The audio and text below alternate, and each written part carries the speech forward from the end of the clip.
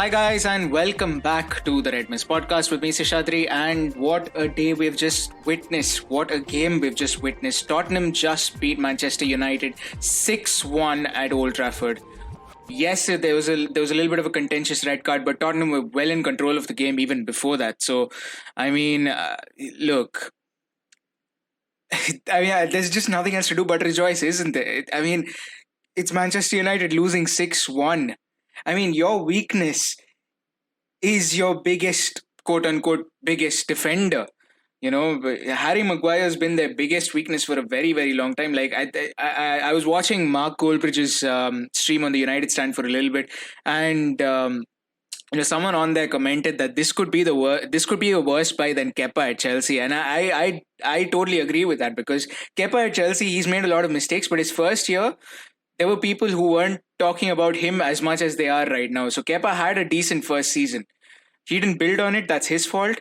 But honestly, Harry Maguire has just been one of the worst buys in transfer history. Honestly, um, he's just been terrible. Like there's just no way. Right now, based off of form for England, like going into the international break, going into the games against Belgium, Denmark, and whoever, and Wales. Honestly, I would start Joe Gomez and Michael Keane because they've been on better form than Harry Maguire has been. Genuinely. But look, let's not get into international football. Let's not get into. But it's been a brilliant weekend. Manchester City just drew 1-1 with Leeds United yesterday, so they've dropped points. Leicester lost to West Ham today, so right now Everton's literally the only team that has a 100% record, having played every one of their games. I mean, Liverpool also, but Liverpool hasn't played Aston Villa yet. So, but yeah, Everton's the only team that has a 100% record, which means that if we win tonight, if we win this game tonight, the first game back, which is the Merseyside derby. I think it's at Goodison, I'm not sure. But the first game back is going to be a clash between Merseyside rivals, and it's going to be a top two clash. Can you imagine anything better? Honestly. To me, that is genuinely astounding. It's been such a long time since Everton and Liverpool have had such starts. I think this was Everton's best start in like pretty much 50, 60 years. And Liverpool, obviously, last season we had an amazing start, so it's not that far out. But it's good to see Everton win, man. Like let them not win against Liverpool, but it's good to see Everton win Merseyside football. It's good to see them win. Um, and they're playing well. Everton are actually playing well, so I'm not too disheartened by that. But genuinely, what a game at Old Trafford. What a game. Controversial incidents. I'm not going to discuss too much about it. Do I think Lamela should have been sent off? I think personally the red card on Martial was a little bit harsh. I can see why it's a red. I would agree that it's a red. In fact, I would give a red as well because, by the rule book, if you raise your hand to another person's face, that's a straight up red card. Slap him, don't slap him, intent, no intent, doesn't matter. He raised his arm. I think he got Lamela as well. So that's a straight red to me. So there's no debate there. The other question is, should Lamela have been given a red? Personally, I don't think so. And I'm not saying this because I'm a Liverpool fan and my opinion's biased or something. It's not. It's because what Lamela did is pretty much what a lot of people do when it comes to free kicks and corners. If Martial does the same thing back, I don't think he gets a red. Sort of, I don't know if it was a proper elbow, if it was just a shove with his elbow. If Martial does whatever Lamela did to him, I don't think that's a red. That being said, important game, such an important game. Now, could you have given two yellows and gotten away with it? Because I think you could have, as a referee, you could have done that because it is at the end of the day, it is a scuffle that happens during a corner, during a free kick, whatever. So these things tend to happen. So maybe two yellows, but let's not get too much into that. My thing is this. It was a terrible performance from the Man United defense. Tottenham looked in control all round. But, enough about Tottenham and Manchester United. We're not here to talk about them. I'm just happy that United lost and just absolutely got their behinds handed to them. But, we're here to talk about Aston Villa and Liverpool. And we're about 45 minutes away from kickoff as I record this. And I think it's the final game for the Premier League weekend before the international break. So nothing else to look forward to.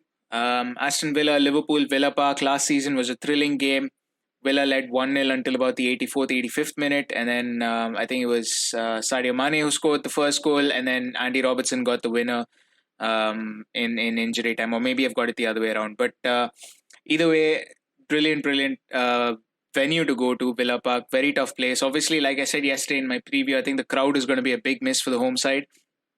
But they do have a decent team. They do have a talented team.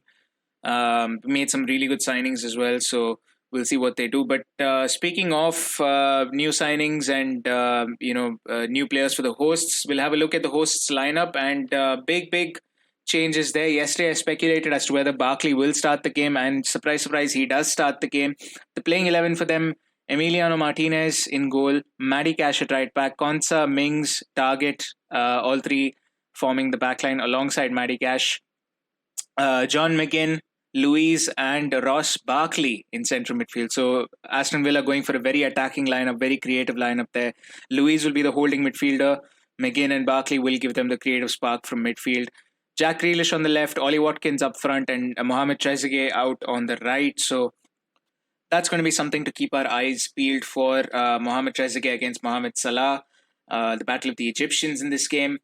But the front three looks good. Grealish obviously is going to be their main player, but watch out for Ollie Watkins. He holds up the ball well. He makes some good runs across the channels, and he can give you trouble if you don't mark him properly. So Ollie Watkins, Mohamed Trezeguet is not a shabby player either. But I think the key for them is going to be how much are McGinn and Barkley able to create defensively. I feel like they've compromised a little bit, leaving out Hourihane. But look, if you're going to go at Liverpool, just have a go at them. Barkley, he's a threat from long range. How match fit he is, I don't know, because he's not played in a while. Obviously, he's been training, yes, but he's not actually been in a competitive fixture for a while. So that's going to be a little bit of a concern. So how long does he play? Does he play 60 minutes, 70 minutes, or can he go the full 90? And how effective he is. John McGinn, a guy who incidentally was confused for Andy Robertson by some Scottish fan. It's there on YouTube, I think, where Robertson tells the story of how someone thought John McGinn was Andy Robertson and Andy Robertson was John McGinn. But anyway, so John McGinn, he's going to be a good player for them. Middle of the park, they're going to have to watch out. The Liverpool midfield is industrious. They will press, and how they play through the press is going to be key to Villa. At the back, Konsa and Mings haven't really inspired confidence in the first few games. If I'm a Villa fan, they wouldn't have really inspired confidence in me. Konsa did get the winner against Sheffield. So they are an aerial threat. That is something we need to be wary of, because Mings is an aerial threat, as is Konsa. Matty Cash, hyped up signing from Nottingham Forest. He could be a good player, but so far I feel like he's got a lot more to show than what he's shown us so far. Emiliano Martinez, obviously first choice for Arsenal, played really well in the FA Cup, the Community Shield, and now he's at Aston Villa as their number one keeper. So he's going to be key. Like this game, how he plays is going to determine the result, genuinely. As for the Liverpool lineup, as we mentioned yesterday, Sadio Mane is not going to be playing the game after having tested positive for the coronavirus. Adrian starts in goal. Alisson is not fit, which is very, very surprising. So Adrian starts in goal. Trent Alexander-Arnold, Joe Gomez, Virgil van Dijk, Andy Robertson. So the usual backline starts. Naby Keita, Fabinho, Gini Wijnaldum as well. All three of them start in midfield. So a very expected lineup. Jordan Henderson, he did travel with the team, but he is on the bench, but he's not going to be starting. On the right, we have Mohamed Salah. In the middle, we have Roberto Firmino, and Diogo Jota comes in on the left. He's looked at home ever since he's come to Liverpool, and I think he should fit in seamlessly with the boys. He can play across the front three anyway, so he's a natural replacement for his natural position is the left wing, so he's a natural replacement for Mane, but he can play across the front three as a whole. As for the bench, we've got Curtis Jones, Divock Origi, Kelleher's on the bench as our backup keeper, Nico Williams, Jordan Henderson, Takumi Minamino, and James Milner as well. So maybe later on we might see Henderson or Milner coming on just to stabilize the game in case things are kind of close to call. As for the Villa bench, we have Hurahan, Nakamba, Bertrand Traore is also on the bench, so that's another new signing from Olympique Lyonnais. He's a striker, so we might, if they are actually trailing, we might actually see him come on at some point. And then we've got Steer, who's there, his backup goalkeeper, El Mohammadi, El Ghazi, and Davis as well. But it should be an interesting game. Villa Park is never an easy place to go to. And we'll see how it plays out. We'll really see how it plays out, because this has the potential for an upset, but I don't think it'll be an upset. Yesterday I went with a 2-0 win for Liverpool. I'm going to stick to that. I'm going to stick to a 2-0 win for Liverpool. But that's been the pre-game raw reactions from me from after having watched the Man United game. And so we had to talk a little bit about that, because it's United losing 6-1. There's a red card, there's controversy, and all of that stuff. We had to talk about that. But also, the main thing, the more important show for me personally is the Aston Villa Liverpool game. So we had to talk a lot about that. But I'm very interested to see how the Barkley McGinn midfield works up against Wijnaldum, Keita, and Fabinho. Very interested to see how Adrian fares in goal as well. It should be okay. It's not too bad. It should be okay. But and Diogo Jota coming in for his, I think it's his first Premier League start, instead of Sadio Mane on the left wing after Mane was diagnosed with COVID-19. Hopefully he recovers as soon as possible. And that's pretty much all I have to say. But my predictions: 2-0 Liverpool. I'm gonna say Bobby gets on the score sheet, as does Naby Keita. So I'm going for a 2-0 win. Bobby Firmino to score, Naby Keita to score. But yeah, that's pretty much all I have to say. And Villa Park's going to be a tough game, but hopefully we come out of it with a win. But that's been me from pre-game. Hopefully you guys will be sticking around, and in a second, in a transition, you should be hearing my halftime reactions. Right, it is halftime at Villa Park, and it is Aston Villa 4, Liverpool 1. Can you fucking believe it? We're losing to Aston Villa 4-1. This is a team that had a relegation fight till the last day last season. Now, of course, they've improved their side and whatnot, and I've sung their praises, all right? But 4-1, we've been absolutely shit. We've been shit. There's just no words for me to describe what I have just witnessed. No words. Just absolutely no words. It was carnage. From the very first minute, it was carnage. Aston Villa have come with a game plan and they've executed it to perfection. On any other day against any other team, I would have been happy for Ollie Watkins to get his hat-trick. Because I like Ollie Watkins. He's a good striker. I like him. But against Liverpool, did it have to be against Liverpool? There's no way. There's no way we're coming back. 4-1 is too difficult. 4-1 in 45 minutes, it's too difficult. It took us 90 minutes to get 4 goals against Barcelona. There's no way we're getting 4 against Aston Villa. And Aston Villa, the way they've been playing well. They're organized. They know what they want to do. Every person knows their role and they're doing it to perfection. They're executing it to perfection. On our side, we have been absolutely terrible. Let's start from the first goal. Let's start from the back. Okay, let's start from the first goal. Adrian. Now, first of all, he comes in because Alisson has a shoulder injury, which means we've got 4 more weeks of this guy in goal. At least. So we've got 4 more weeks of this man in goal. 4 more weeks of Adrian, son, Miguel in goal. I don't know what this man thinks he is. Does he think he's Manuel Neuer? I don't know. Does he think he's Oblak? I don't know. Does he think he's Alisson? No, he's not. He needs to be told that he's none of those things. And I don't know what it is with keepers and playing out the back these days. Sometimes just fucking wallop the ball. Just fucking send it to the other half. Okay? You don't always need to look for Joe Gomez. You don't always need to look for Virgil van Dijk. Just send it to the other half. Misplaced pass. Jack Grealish gets onto it. passes it to Watkins. Watkins basically has a one-on-one, and he's not going to miss from like 8 yards out. He's not going to miss. I'm sorry, Ollie Watkins is too good. Any striker, even Joe Linton would have scored that. Not to disrespect Joe Linton. He actually had a good game yesterday. But the point I'm trying to make is any Premier League striker is going to score that. Well, leave Premier League, any League One striker is going to score that. Ollie Watkins gives them the lead. Fine. I'm like, okay, 1-0.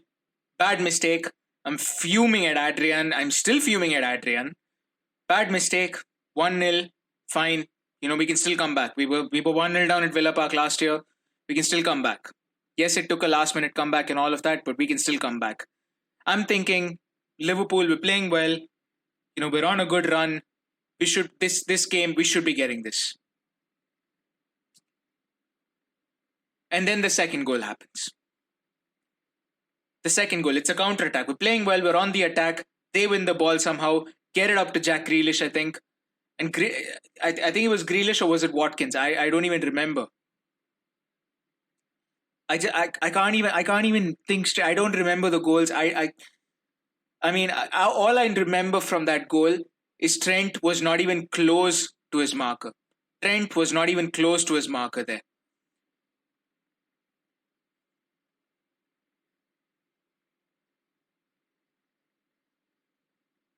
So he gets absolutely skinned. Trent Alexander-Arnold gets absolutely skinned. By the way, Trent Alexander-Arnold, he's having a stinker. He's absolutely having a stinker there. And listen, on the first goal, and I'm just watching the replay as I'm fuming. Joe Gomez was also lazy. There's a little bit of blame to go on Joe Gomez as well. He should be going squarer to the keeper. Adrian's expecting him to go squarer.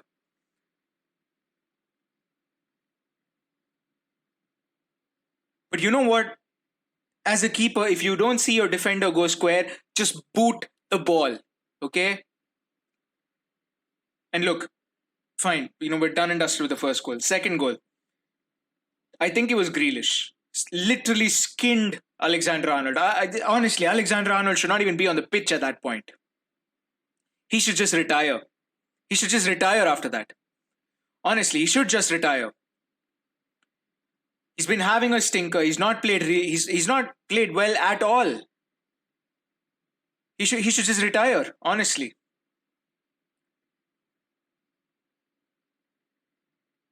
And then Mo Salah gets the goal. Diogo Jota had a very, very key role. To me, Diogo Jota and Andy Robertson, they've been the best players in the Liverpool team. The other 9, absolutely terrible.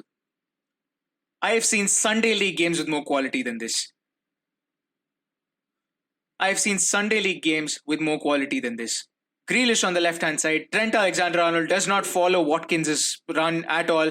Watkins just gets around Joe Gomez like he doesn't exist, and fair play, it's a well-taken goal, straight into the top corner, whatever. But Trent Alexander-Arnold, you should be following Ollie Watkins. There's a midfield player who's covering Jack Grealish. You don't have to wait for Jack Grealish. He's just caught in no man's land. I mean, this team, this bloody team, this bloody 11 that's on the pitch, terrible. I have no words. I just genuinely have no words. But yeah, Salah's goal was a well-taken one. Good volley into the top corner. We get a consolation, and at that point, I'm thinking, I'm sorry if this whole thing is not very coherent, not in some particular order or whatever, but I'm not in the right frame of mind right now, okay? So, I'm sorry if this isn't very coherent, but whatever. Third goal, John McGinn. Now, look, the corner comes in, cleared out. That's unfortunate. It took a wild deflection. Took a deflection of Virgil van Dijk and then, went to the other side. That's just unfortunate. Adrian's committed already. Look, but honestly, our defense was pathetic. Today, our defense has been absolutely pathetic, except for Andy Robertson. They've just been absolutely pathetic, all three of them. Gomez, Van Dijk, and honestly, what's his name? Trent. They've been pathetic. And then the fourth goal. Free kick. Now, I've mentioned this before. I am not a fan of the high line. I am not a fan of the high line. Why are you keeping your line 5-6 yards outside of the 18-yard box? I'm sorry, what is wrong with you? All it takes is for some guy to play it right. And that's what Aston Villa did. They played it right. They absolutely played it right. Tyrone Mings was offside. Trezeguet was not offside. And Ollie Watkins sure as hell was not offside. They played it right. They played it perfectly. I've never been a fan of the the high offside line, and Liverpool are just pushing it. I don't know whose idea it is to put a line that's outside the 18-yard box for a free kick, but whose delivery is very much going to be inside the 18-yard box. I don't understand what they're trying to do. I genuinely don't. A good team will break the offside trap. They always will.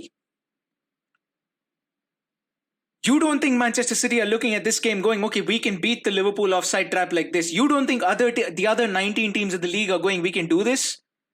Because what have Aston Villa done? They have not done anything extraordinary. Liverpool have had the lion's share of the possession. Some of the best chances have been to Liverpool. Although, to be fair, Aston Villa had good chances of their own, which they squandered.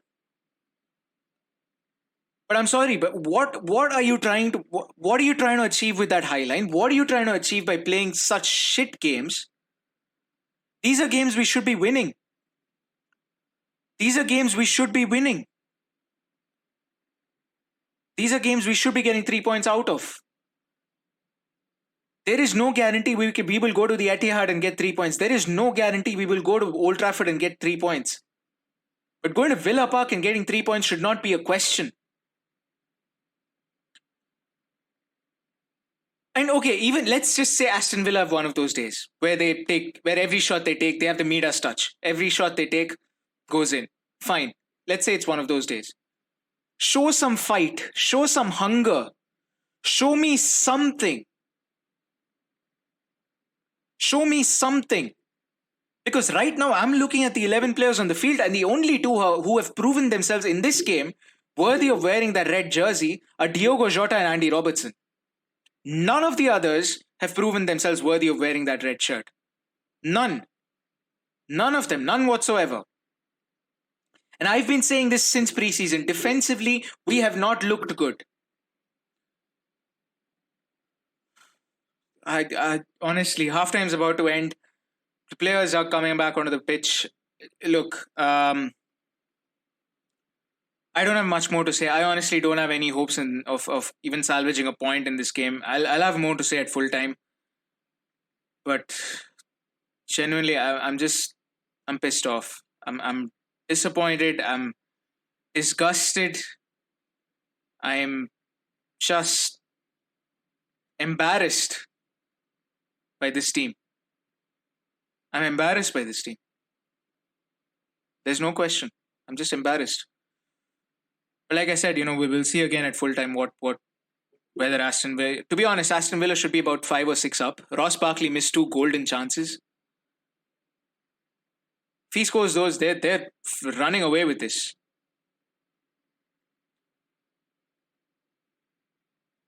If we play like this could be worse than United 6-1. So, look, it is what it is. Fair play to Aston Villa and all of that. But I will be very honest, I am embarrassed by this team based on the first half performance. And I'm hoping it gets better. And I'll see you guys at full time.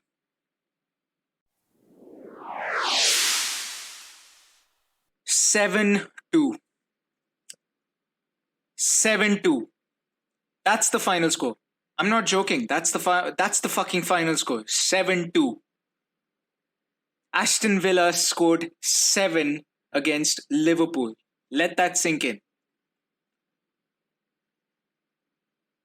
Awful. Just unbelievable. I don't even want to go through all the goals because there's just no point. I'll tell you the blueprint of how every goal went. Joe Gomez was asleep. Trent Alexander-Arnold was playing in a different game. He was definitely not playing the Aston Villa game. So both of them were out of their minds. And they just kept pounding it through that right side. Honestly, embarrassing does not even begin to cover what this is. This is humiliation. This is domination. This is a demolition derby. It's not football. It's a demolition derby. That's what this is. This is awful. If Aston Villa won that game 2-1, that's fine.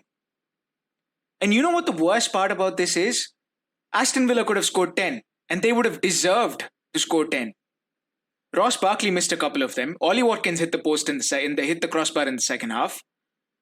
They would have deserved to score 10. I cannot sit here with a straight face and say that Aston Villa did not deserve a win. I mean, let alone a win. They deserved the 7-2. They deserved every single one of those 7 goals. Yes, there were 3 deflections. 1 was an error. But we invited it. We gave them a freaking red carpet into our goal. We might as well have played with like 2 people on the pitch. We might as well have done that. Awful. Just unbelievable. We were more open. I swear, I don't even know what to say, man. We've been opened up more times than Lisa Ann. Genuinely. We've been opened up more times than Lisa Ann. And for those of you who don't know who Lisa Ann is, go Google her. We've genuinely been opened up so much. Like, I know opening up is good and everything, but that's only in therapy, not on a football field.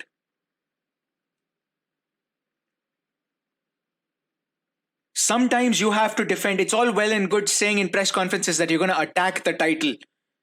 Fucking learn how to defend, and then we can attack the title.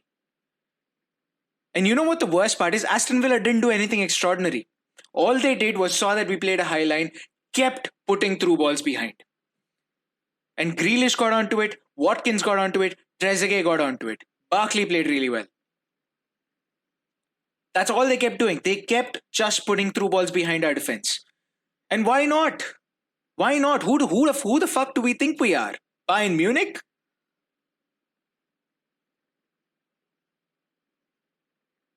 Who do we think we are? Bayern Munich can get away with a high line because they've flippin' got Alphonso Davies to cover up. They've flippin' got David Alaba to cover up. Those guys on their own could be in their country's Olympic teams for the 100 meters. Joe Gomez has got pace, but he's nowhere as fast. And I've been saying this since preseason. Our problem has been that we are playing a much higher line than last season. I don't know why we're doing it, but we're doing it. We saw it against Salzburg. We saw it against even, what was that other team? Blackpool. We went down 2-0. We saw it against every team in preseason. Leeds United did it to us. Chelsea, I swear, if they had 11 men on the pitch, they would have done it to us. The only game where I can say we were in control most of the game was the Arsenal game. That's it. That's it. That's the only game I can say we were in control. Trent Alexander-Arnold and Joe Gomez, I don't know what the hell you're doing. I love you guys, but tonight, neither of you deserve to wear that Liverpool jersey. And as a matter of fact, 9 other players didn't. Jota played well in the first half. Second half, he kind of went missing. But that's fine. I can excuse him. His performance was still better than most others. Robertson did really well. Jota and Robertson were the only positives out of that game. And Minamino played well. And I'll get to Minamino in a second, in a little bit. But honestly, what are we doing with that high line? I honestly felt so angry just looking at it.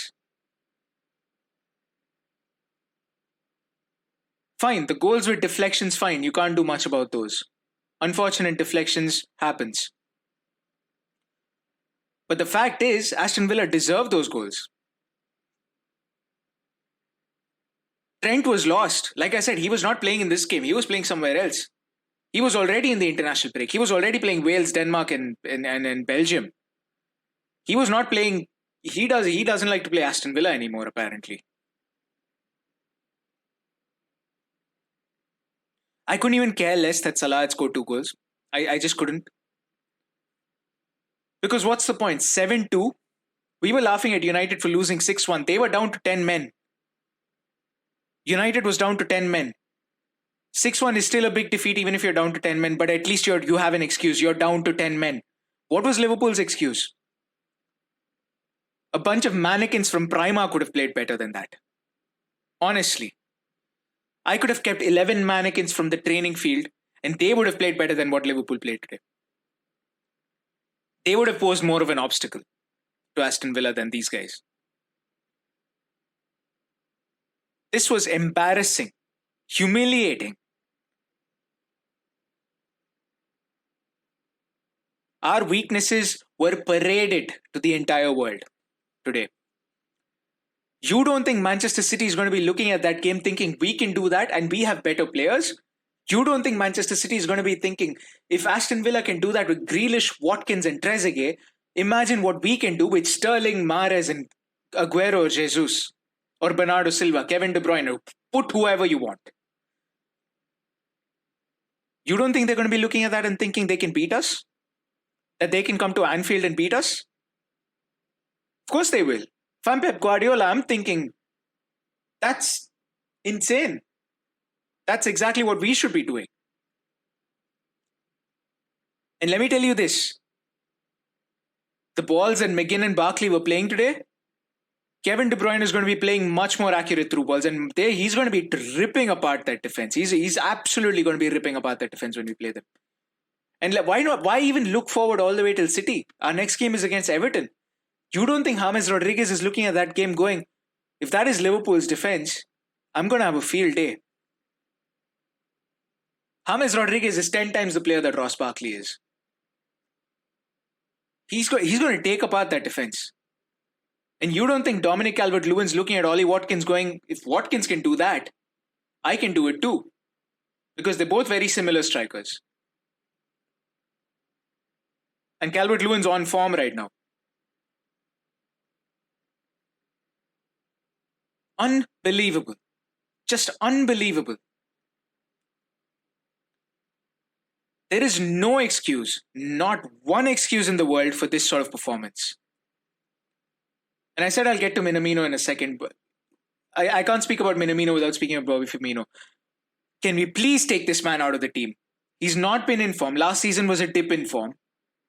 We said, okay, you know what? New season, he'll turn a corner. He's apparently turned into a blind alley. Because he's going nowhere. This man has not put in a performance worthy of a Liverpool shirt for quite some time. Yes, he's had the all odd game in between where he scores or he assists or he does things. But Minamino's in better form. He does exactly the things that Bobby Firmino does. Why can you not start him? I'm literally banging the table as I'm speaking right now. That's how I am fuming at this point. Why is Minamino not starting? That's my question. Why is Takumi Minamino not starting?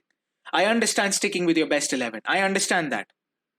I understand sticking with your preferred 11. But there are times when you have to sub people out. There are times when you have to take people out if they're not performing. We have given Bobby Firmino enough and more time. We have given Bobby Firmino enough and more time to, change his ways, to try and get on the score sheet, to do something productive. And I'm sorry to say this, I really am, because I really like Bobby Firmino. But he's not been the same player that he was 2 seasons ago. He's not. He needs to be benched. He needs to be benched. He needs to be benched. And I hate it when Jurgen Klopp does this. I really do. Because I know Klopp. He's going to stick to Firmino in the next game. And it is so annoying. And I'll give you an example for this. Alberto Moreno started at left back for so many games when we knew he was a liability. And the only reason Andy Robertson got into the team was because Moreno got injured. And since then, Robertson's been starting. And since then, we know who the better left back is. Bobby Firmino is out of form. Bobby Firmino does not have what it takes right now to be Liverpool's main man. He needs to sit on the bench, do some self-reflection or whatever the hell you need to do on the bench, and give Minamino a chance. Give him a run of games. Give him 4 or 5 games to show that he can play as the main man. And if he proves himself, let him keep his place on the team. If he cannot prove himself, then give Bobby another chance. I'm sorry, but isn't that what management is all about? As a coach, aren't you supposed to recognize who's in form and who's not in form? Enough of this excuse saying Bobby is the system. The system is the system, not Bobby Firmino. Minamino can do just as good a job if he's given the time. Even today, he looked good in the limited time that he was on the pitch. He looked good. There were no teething in problems that we saw last season after he had come in initially. He looked good. He looked like he's been with the team. He's trained with the team for a long time. He knows how everyone plays and he's playing well. Give him a shot. Give Minamino a shot. I am not asking for too much here as a fan. I don't care that we lost the game. It was the way in which we lost. It was all rectifiable problems. It was all problems that we saw from preseason. If Aston Villa beat us 3-1, fine. If Aston Villa beat us 2-1, fine. They deserved it. We can say they deserved it. Their performance today was really good. If I was a Villa fan and I'm rating that team, I'm not giving any player on that team less than a 9. Anyone, not even Bertrand Traore. He came on at the end and he still looked good. He did some few things. So I'm not giving anyone on that team less than a 9 if I'm a Villa fan. Or if I'm a football fan, even as a Liverpool fan, I'll be like, that team deserves a 9, at least, if not a 10. But what on earth was this performance? I'm sorry, is this team even committed to winning a next title? Because it doesn't look like it. The Arsenal game now seems like a one-off, when in fact it should have been the Leeds United game that looks like a one-off. Forget the Chelsea game. Chelsea was down to 10 men. Who knows what would have happened if Chelsea was still playing with 11? And you can say, oh, we missed Thiago, we missed Sadio Mane, we missed Alisson. Fine. Adrian was to blame for the first goal. What about the next 6? Okay, let's say Adrian was to blame for the first goal. There were 3 deflections, so 4 goals down. The final 3? The 3 that are unaccounted for by these deflections and the Adrian mistake? What about them? Adrian was not at fault for them. That was Alisson. That was just our defense. Alisson could not have done anything if he was there. That was just our defense. Our defense was asleep. Honestly, right now, the way I feel about that defense, I would personally donate like £1 million if I had that money to Trump if he promised a wall around the Liverpool goal. I would personally donate that. All I have to tell him is Raul Jimenez is trying to score. That's it. And he probably will build that wall.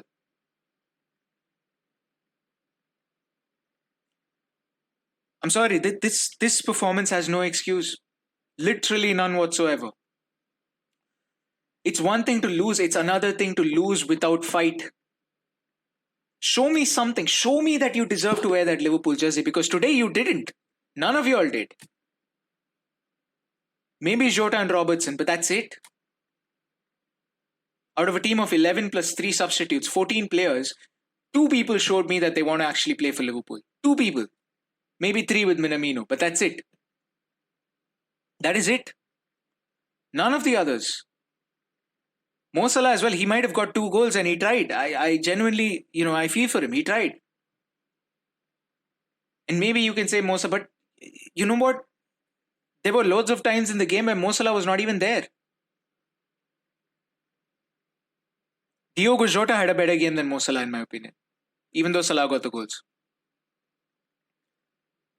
So I'm sorry, this is embarrassing. This is not a joke. This is not a joke. There's no way we're retaining this title if you play like this. No way. Because Man City is going to be looking at that thinking, if that's how Liverpool's playing, they're going to be beaten. They're going to be eaten alive. And they've strengthened. Let's not forget, we don't know how Ruben Diaz is going to work out, but Ruben Diaz is a good signing. Ruben Diaz and Aymeric Laporte has the potential to be Man City's backline for the next 4 or 5 years. At least. And they could very well be a very good backline because Ruben Diaz is very, very talented. And Aymeric Laporte, we all know his quality. So Man City's weakness was their defense, and they've sorted that out. At least for now. I have to wait and see how Ruben Diaz works out, but on paper, at least it seems sorted out. I'm sorry, but this is inexcusable. There's just no way. I'm not even going to dissect how the goals went, how our defense was, because we all saw the game. It was embarrassing. Our defense was nowhere. Our defense was missing. They should probably put an APB out because there's missing persons on that back line. Virgil van Dijk wants to win the Ballon d'Or. He's not going to win the Ballon d'Or. He's not even going to win. He's not going to win anything. He's not even going to win a ball, let alone a Ballon d'Or.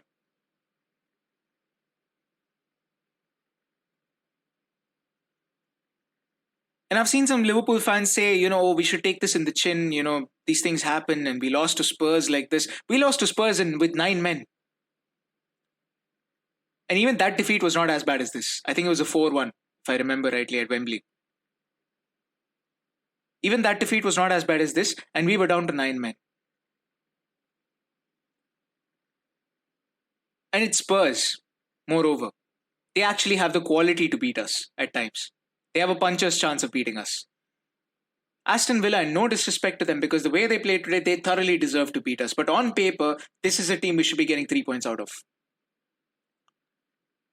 So don't give me that bullshit that we should be taking this defeat on the chin. We should learn from this defeat. Of course we should learn from this defeat. We should learn from victories, let alone defeats. So that's just a rhetorical line. Don't give me that. But this defeat, there is no excuse for this. I'm sorry, there's no excuse for not showing me fight, not showing me spirit, not showing me heart. And that's what this team was. This team was embarrassing. This team was shit today. Unbelievably shit, may I add. My grandma could have defended better than Joe Gomez and Trent Alexander-Arnold today. And she's 89. And she could have defended better than that. Honestly, this weekend was shaping up to be good, Man City had dropped points. Man United had the embarrassing defeat. This weekend was shaping up to be good. And now here we are. Aston Villa's beaten us 7-2. I don't even know what position we are in the table, but I know we're not in the top 2. Because if I remember rightly, Everton's now the only team who've won all of their games. And except Aston Villa. Aston Villa's played a game less, but they've won all of their games. So I think if I'm not wrong, Everton and Aston Villa should be the top 2. Honestly, the international break's coming at the right time.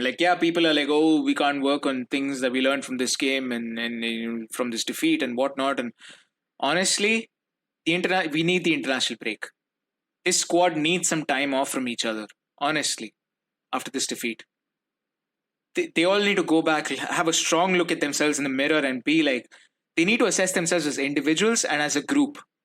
And be accountable. Be accountable for what you've done. Have some shame. Look at yourself in the mirror and question whether that performance was worthy of a Liverpool player. That's what you people need to do. And honestly, I think this international break is coming at a good time. They need to go away with their countries, change of environment, change of scenery, play with their countries, hopefully get some wins, come back rejuvenated, and then play the game against Everton. Because clearly, if this is the mindset that we go with against Everton, Everton's going to kill us the way they play. Yes, Pickford might be making mistakes and all that, but honestly, the way they're playing, James Rodriguez would eat this team alive. Eat this Liverpool team alive, the way he played. The way he's been playing the last couple of games. But yeah, that's been my raw reactions for today from the Aston Villa game. What an embarrassing performance. Shambolic. Just shambolic. I have no words. I genuinely have no words.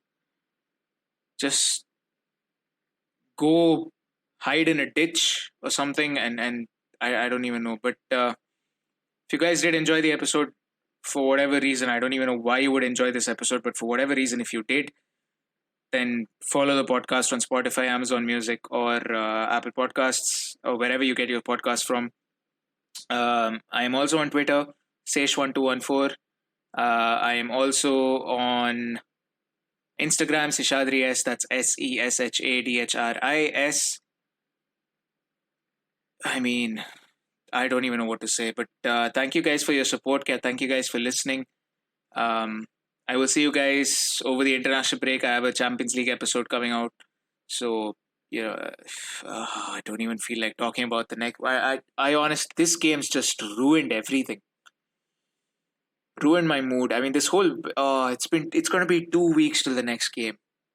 This is going to be a tough 2 week period, but yeah, we'll try and get through it. But yeah, like I said, if you guys do like the podcast, do follow it. I appreciate all the support that I've had so far on the podcast. And next up, I do have an episode discussing the Champions League draws. I'm trying to get a guest on. We're having some difficulties with dates and timings and things like that. So it's a little bit unsure as to whether I'll have a guest for that episode. But I definitely do want to do an episode during the international break, discussing the Champions League group stages and things like that. So that's my next plan. But until that episode, I will see you guys on that episode next time. But until then, signing off. This is Seshadri. Hope you guys have a wonderful week. And good night.